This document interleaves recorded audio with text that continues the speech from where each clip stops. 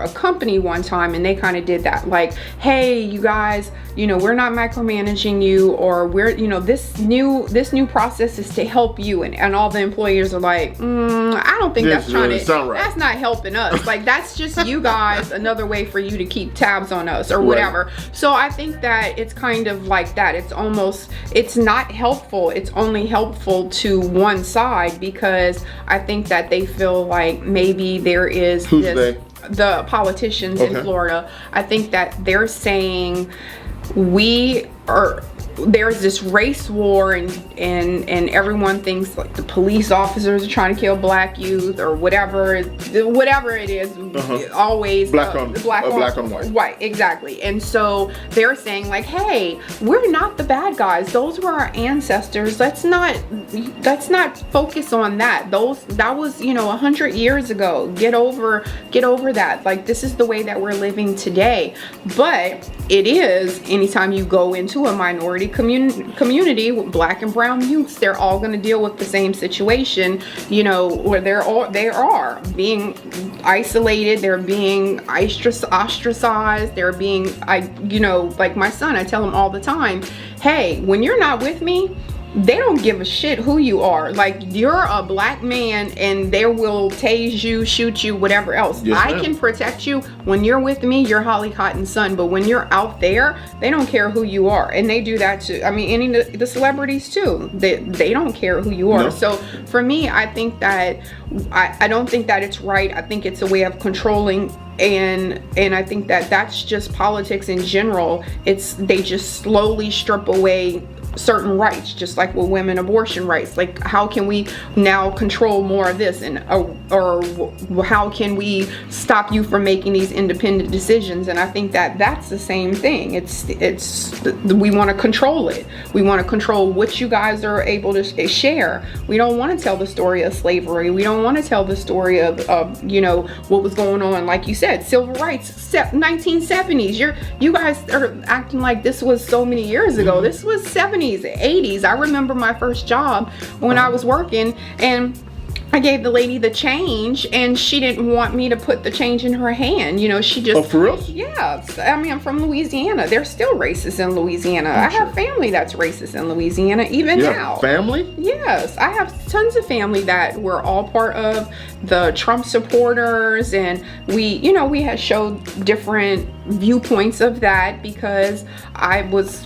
You know, it's like, oh, okay. So it wasn't necessarily that you were Republican or Democrat for that race, because he brought so much ugliness out of white culture that it was almost, that's why I think a lot of white culture, white people, white celebrities were not comfortable supporting him because of how racist some of the things were that he was saying. So it was like, I'm a Republican, but I don't vote for Trump, but you did vote for him, right. You know. So I think that's all part of it. And Florida is very much the same aspect. Florida, Texas, Trump, all of that goes hand in hand for me. Well, I got a friend of mine.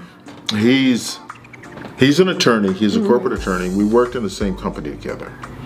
And he told me, I worked in a cubicle. I don't know why you pay somebody 6 figures and put them in a cubicle, right. But I worked in a cubicle. Yeah.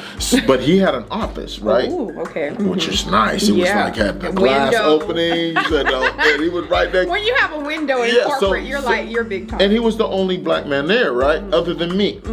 So I went over to him, and he was like, well, we had a in-depth conversation about political views, and he's like, well, what, you know, where are you? Where do you stand? I was like, I'm independent. And he's like, nah, you can't be independent. You're either Republican or Democratic. And I was like, JP, like, that's like me telling you that I served my country for 30 years. We've been at war for 20 years, but you're not a patriot. It doesn't make sense. So finally he got me, and I think that's the only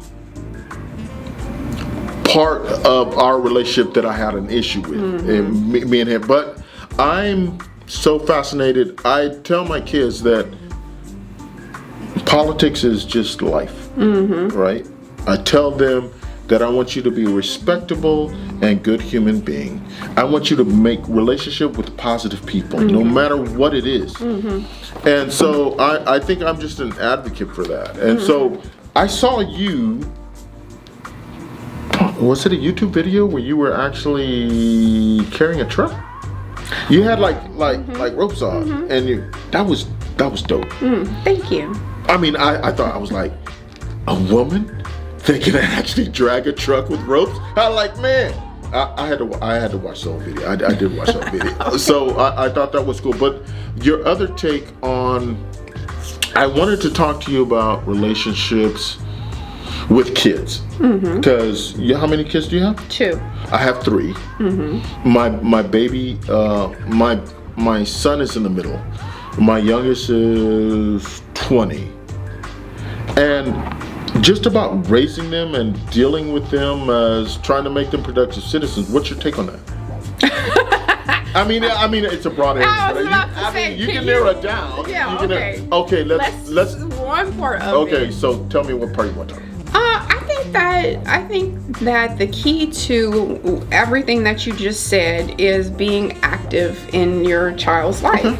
And I was watching one of a girl that I met. I saw her doing an interview with someone, and they were talking about something with your kids and watching something on TV or whatever, and everyone on the panel was like, yeah, I think it's too much, or I think it's this, and I was like, I wanted to chime in and be like, it's all what you expose your kids to. What do you allow your kids access to? What do? You have a lot of control if you are an active parent. If you're not doing things, if you're not actively raising your kid, then that's what's going to happen. You're going to be exposed to certain things that, I mean, they will be exposed to certain things that they shouldn't. So I think being active is basically just part of creating those, like you said, you want them to be productive, you want them to be respectful, you want them to do that.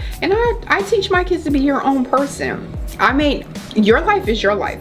I may not agree with it, but like I tell, but you're gonna support. Yeah, I'm gonna support you because it's your life, and as long as you're not doing something that I'm against. But like I tell my son all the time, it is still my job as your mom to guide you and to tell you when you're doing something that's wrong. Forever. Like it is my job. I would not be a parent if I was just like, I see you doing something overtly crazy and then I'm or disrespectful and I don't chime in. I'm gonna chime in and I'm gonna teach you that's not how you talk to a woman, or that's not how you handle that.